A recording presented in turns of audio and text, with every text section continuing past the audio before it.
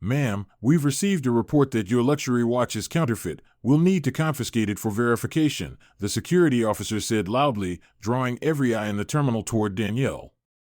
She stood frozen, her heart pounding, her confidential documents already torn apart on the inspection table, and now her dignity being stripped in front of strangers. What they didn't know, what they would soon regret, is that the woman they were humiliating held the fate of their entire airline in her hands.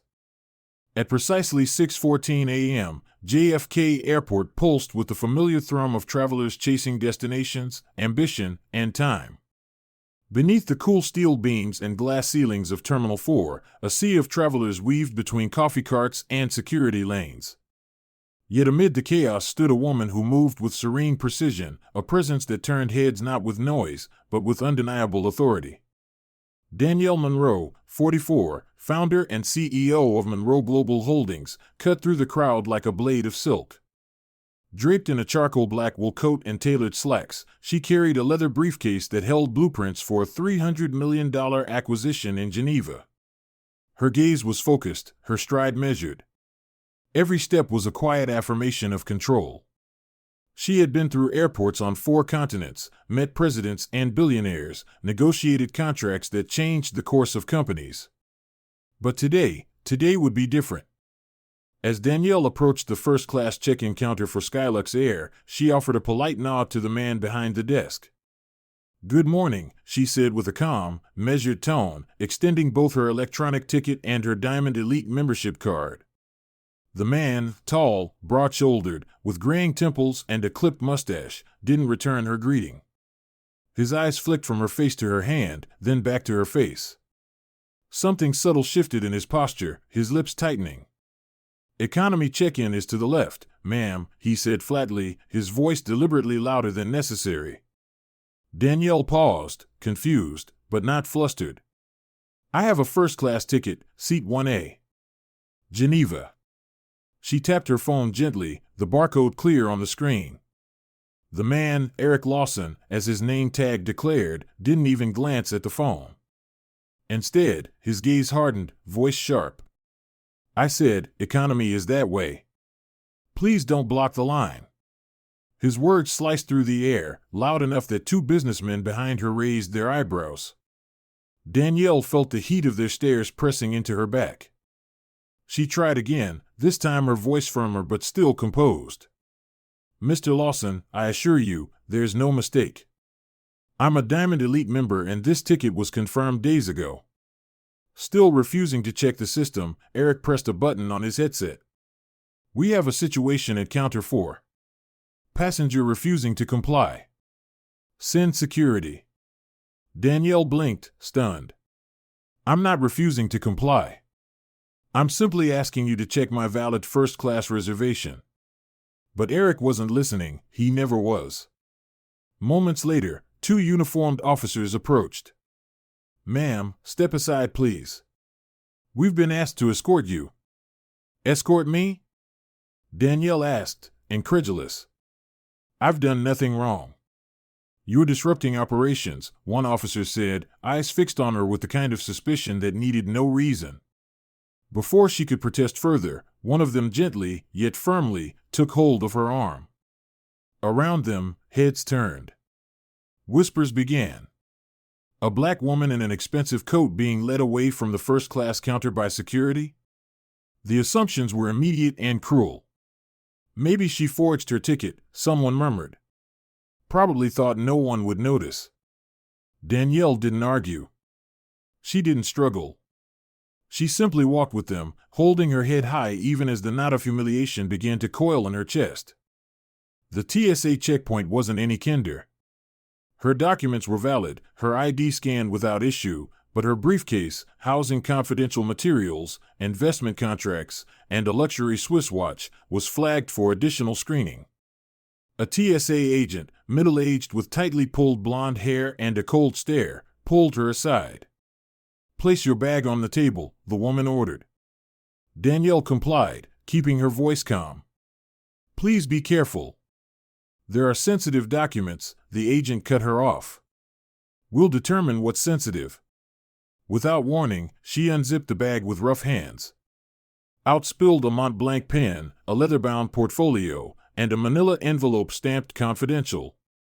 The agent rifled through the folder carelessly, smirking as pages fluttered to the floor. Then she held up the gold-cased wristwatch. "This real?" she asked, tone dripping with suspicion. Danielle's breath caught. "Yes. And I have the documentation." "We'll see about that," the agent muttered, walking off with the watch. Danielle could feel the heat of judgmental eyes again, security, travelers, staff, watching her as if she were guilty of something. She stood motionless, her fingers clenched into fists. She knew what this was. She'd seen it in boardrooms, in interviews, in lobbies of private banks. But never had it been so blatant. So bold. Eventually, her belongings were returned, but not without damage. Pages creased. Corners bent. The watch now carried a long scratch across its face. Danielle didn't say a word. She gathered her things, whispering a silent prayer to keep herself composed. The walk to the gate felt heavier than it should have. But nothing could have prepared her for what came next. At the gate, the digital board listed her name, Danielle Monroe, but instead of seat 1A, it now flashed 32C. Economy. Near the bathroom. Her heart stopped. She approached the counter quickly, flagging down a young male staff member. "Excuse me, there's an error. I'm supposed to be in 1A. First class." The staffer typed a few lines, then frowned. "Looks like your ticket was reclassified." "I'm sorry, ma'am." "Reclassified? Without my knowledge?" "We reserve the right to change seating arrangements due to priority upgrades," he said robotically. "There must be some mistake. I booked this weeks ago." "It's confirmed. I paid for premium services." From the corner of her eye, she caught a familiar figure, Eric Lawson, smirking as he whispered something to another gate agent. Danielle's blood went cold. This wasn't a glitch. It was a message. She walked up to the counter again, trying not to let the shaking in her hands show. "I need to speak to your supervisor." "Unavailable," the agent replied, not even looking up. Danielle stared at him for a moment, then turned to look at the lounge nearby. Behind the glass, other passengers, mostly white, were sipping mimosas and laughing over their newspapers. She wasn't just being inconvenienced. She was being erased. A moment later, a snack cart passed by. The attendant checked the list, saw her name missing, and simply said, "Sorry, you're not on the service list today." Danielle nodded slowly, swallowing the lump in her throat. "I have a special dietary note for gluten and lactose sensitivity. It was requested during booking." "You'll have to grab something at the food court," the attendant replied, already moving on. By the time she reached her seat, 32C, she was physically present but mentally elsewhere. The seat was wedged between two heavy-set passengers, the armrest broken, the air vent rattling. She placed her bag beneath the seat and folded her hands. Around her, people laughed, chatted, called family, read books. No one knew. No one cared. No one had seen the slow, brutal dismantling of her dignity that morning. But Danielle had. And she remembered every moment. Every face. Every name. Every insult disguised as procedure. Every violation hidden behind policy. The world didn't see what had happened. But it would. Soon. Because while they saw a woman quietly humiliated and pushed aside, what they didn't see, what they never saw, was the storm quietly gathering behind her eyes. Danielle Monroe wasn't just a passenger. She was a woman with the power to change the trajectory of empires. And by the time her plane touched down in Geneva, the world would know exactly who they tried to humiliate and just how devastating a mistake that was. As the plane taxied toward the runway and the seatbelt sign blinked above her, Danielle Monroe sat wedged in 32C, the hum of the cabin pressing against her skull like a storm waiting to explode. The smell of overwarmed plastic meals lingered in the air. The man beside her had taken both armrests. The crying child 3 rows ahead became part of the static of injustice roaring in her ears. But Danielle didn't move. Didn't speak. Didn't blink. While the rest of the plane slowly lifted into the morning sky, her mind was already descending into action. With one hand, hidden beneath her blanket, she reached into her briefcase and pulled out her phone. Her thumb hovered over a familiar contact, Malcolm Rivers. And with that single touch, the tone of the day shifted forever. "Malcolm," she said, her voice a sharp whisper, controlled, deadly. "It's time." On the other end, there was no need for further explanation. Malcolm Rivers, 51, had served beside Danielle since the founding of Monroe Global Holdings. He knew her voice like a war drum. "You're authorizing the contingency?" he asked, already on his feet in their Midtown Manhattan headquarters. "I want the full withdrawal executed immediately," Danielle said, eyes locked on the seatback in front of her. "Liquidate the Skylux portfolio. Call Zurich. Call Brussels. Alert legal." "Understood," Malcolm responded, his tone crisp. "Do you want us to wait on media engagement?" "No," she said coldly. "Let the fire spread." 37 minutes later, Monroe Global Holdings issued a formal release to every major financial outlet on the East Coast. Effective immediately, Monroe Global Holdings will divest its entire $600 million equity position from Skylux Air due to unresolved concerns regarding racial discrimination and abuse of customer rights. Further actions pending. The statement hit Wall Street like a detonation. Skylux Air stock fell 6 points within the first hour. But that was only the opening tremor. As Danielle's plane glided across the Atlantic, the true earthquake began. Social media lit up with grainy cell phone footage from the terminal. One clip showed her being escorted by security, another caught the moment her bag was torn open at TSA. In both, her composure only sharpened the contrast against the chaos she was forced to endure. Hashtags emerged, hashtag Danielle was right, hashtag flying while black, hashtag boycott Skylux. Then came the journalists. One CNN anchor aired a 10-minute segment titled "The First Class Trap: How a Billion-Dollar CEO Was Publicly Diminished." The story spread like wildfire. By the time Danielle landed in Geneva, the airport incident wasn't just a private humiliation. It had become a national reckoning. Back at Skylux Air's regional headquarters in Queens, Brent Holloway, the company's regional director for operations, was enjoying a late breakfast when the news alert pinged his phone. His eggs went cold as he read the first headline. Jessica Monroe triggers $600 million exit from Skylux over racial discrimination allegation. A second followed. White check-in agent refuses black CEO first-class access, fired yet. And then the phone rang. It was the CEO's office. "Brent," the voice on the line said, "steel hard, you've got 5 minutes to get to the executive conference room. And bring Lawson and Price with you." Brent's heart sank. He knew what was coming, but not how bad it would be. In the next 2 hours, Skylux Air spiraled into full-blown crisis mode. Shareholders panicked. Their largest private equity partner had just pulled the plug, and the media had caught wind that the U.S. Department of Transportation was now reviewing their federal contracts. Eric Lawson, the smug check-in agent who had smirked while denying Danielle service, was escorted off the premises with 2 boxes and 0 warning. Officer Daniel Price, the TSA-linked private contractor who'd manhandled Danielle's personal belongings and publicly accused her of smuggling counterfeit goods, was dismissed under immediate grounds of misconduct. But that wasn't enough. Later that evening, the U.S. Department of Transportation released a statement that shook the company to its core. Based on video evidence and public complaints, the agency had initiated a review of Skylux's ongoing $2 billion contract for secure government transport, a contract that had guaranteed the airline a decade of federal work. The review lasted less than a day. The decision was brutal. The Department of Transportation has decided to terminate its existing contractual relationship with Skylux Air, effective immediately, due to clear violations of civil rights protections and passenger treatment protocols. The fallout was instantaneous. Skylux shares dropped another 19%. By morning, over $4 billion had been wiped from its market cap.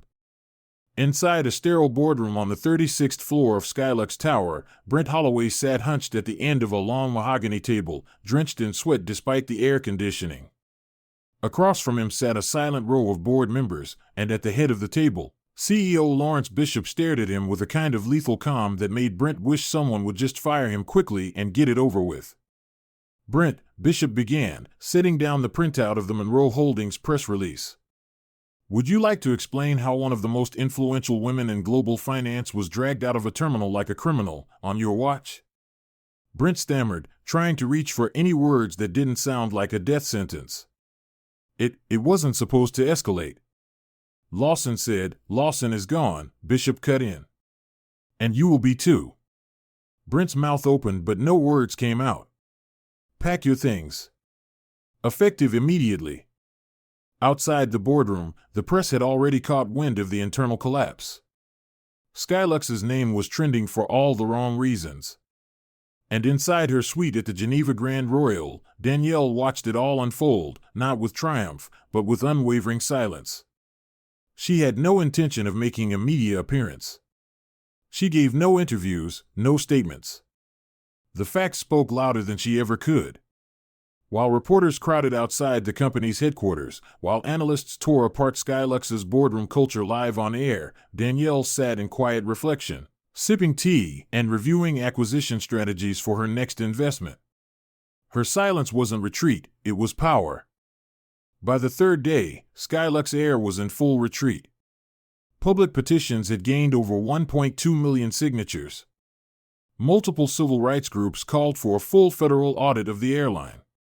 Advertisers began pulling marketing partnerships. A prominent senator demanded congressional hearings into airline discrimination.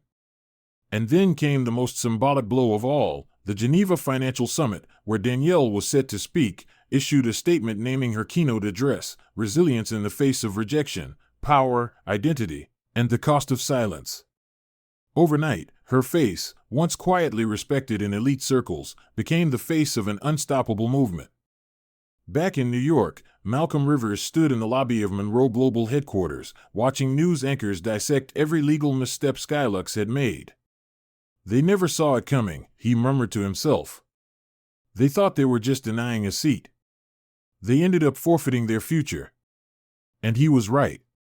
What Skylux didn't understand was that Danielle Monroe wasn't seeking vengeance, she was demanding accountability. And she didn't need to raise her voice to make the world hear her. She simply had to act. And she had. Quietly. Decisively. Completely. And the storm she had unleashed had only just begun. The sun had barely risen over Manhattan when the ripple effects of Danielle Monroe's quiet storm reached their peak.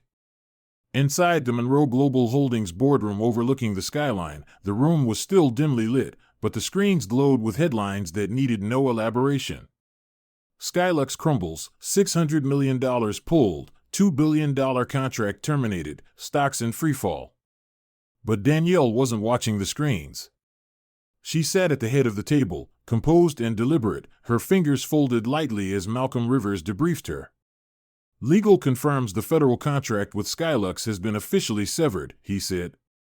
"Their bonds have been downgraded, media pressure is unrelenting, and consumer sentiment is tanking. The name Skylux is radioactive now." Danielle offered no smile. No celebration. Just a single nod. What had begun as a humiliating public spectacle had evolved, strategically, relentlessly, into a tectonic shift in the airline industry.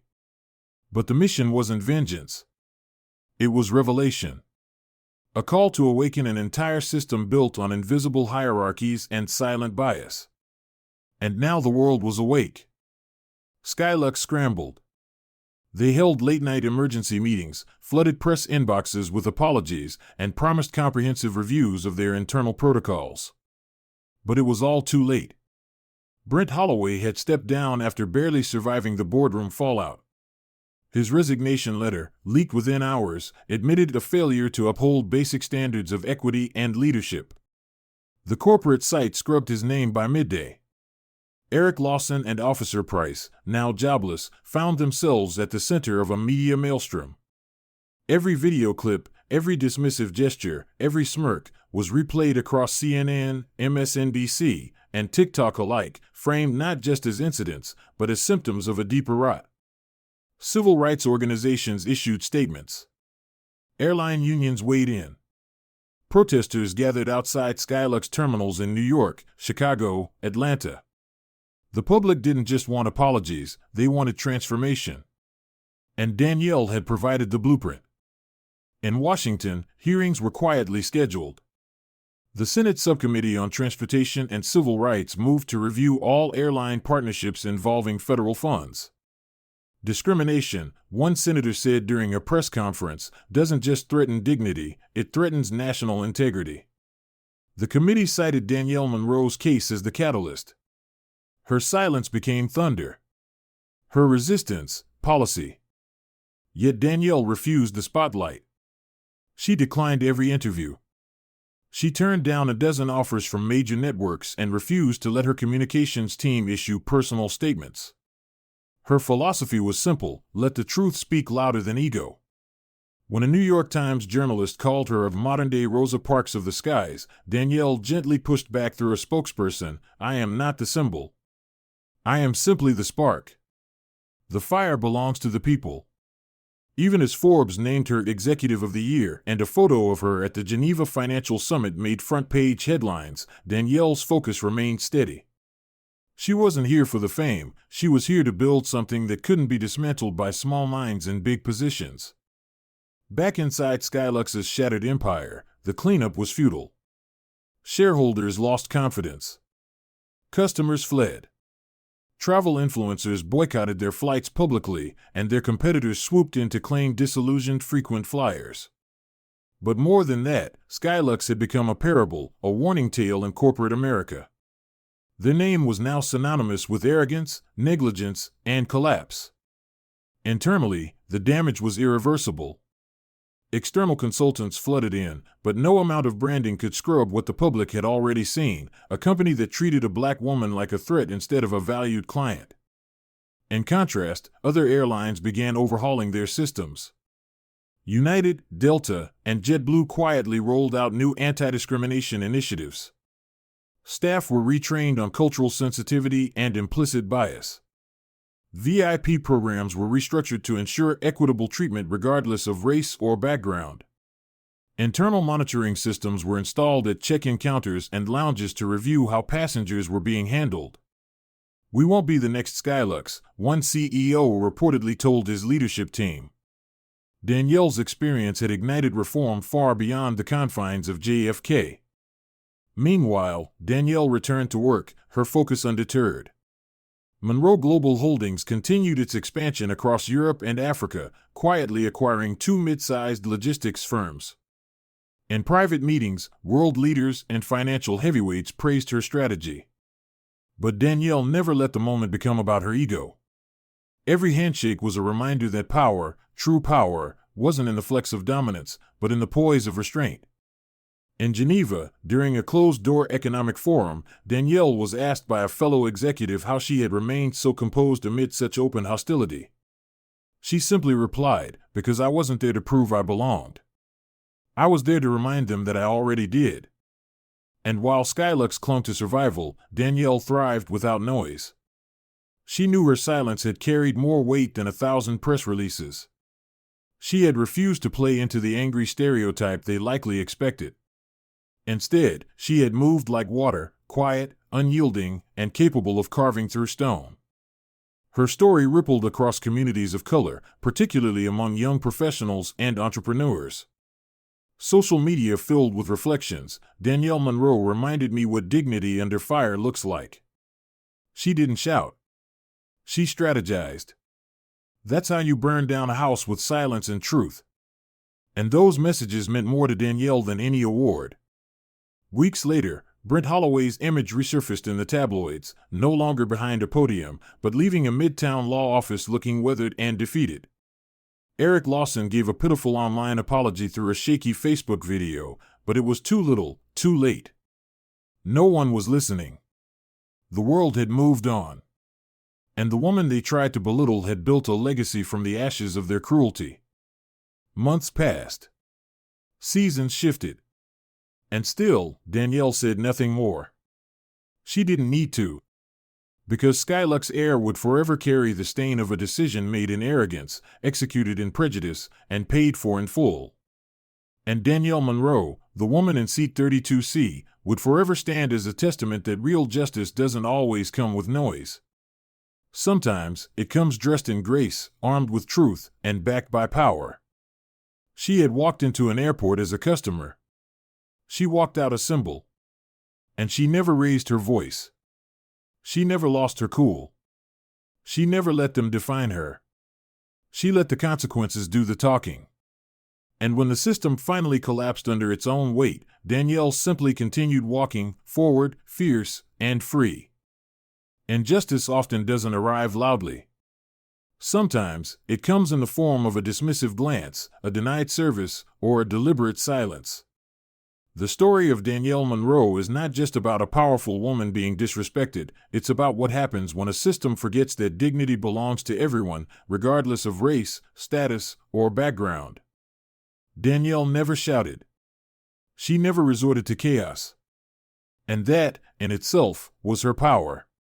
Her silence was not weakness, it was strategy. In a world that often expects black women to react loudly just to be heard, Danielle chose a different path. She allowed the truth to speak. She let consequences unfold naturally, and in doing so, she became a force far greater than her oppressors ever anticipated. The lesson is this: you don't always have to raise your voice to make an impact. When the system is unjust, and when people misuse power to demean others, sometimes the most effective response is composed, calculated, and grounded in truth. Power doesn't always need volume. It needs clarity, vision, and an unwavering sense of self-worth. We live in a world where prejudice still hides behind policies, where people in uniforms or behind desks use minor authority to inflict major harm. But we also live in a world where, when one person dares to stand their ground with dignity, it sends ripples through entire industries. Danielle reminded us that justice isn't about revenge, it's about accountability. She didn't destroy Skylux out of anger. She let them destroy themselves with their own actions, and all she did was make sure the world saw it. So to every listener out there, know your worth. Walk into every room like you belong, because you do. Don't let anyone's ignorance make you question your place. And if someone tries to silence you, let your values, your vision, and your actions speak louder than words ever could. And finally, on behalf of the U.S. Daily Story team, thank you. Thank you for standing with us in stories that matter. Thank you for listening, for thinking, and for being part of a community that values justice, respect, and truth. If this story moved you, we invite you to share it, to start conversations, to challenge norms, and to continue building a world where dignity is not a privilege, but a right. Until the next story, stay strong, stay aware, and never forget the quiet power you carry.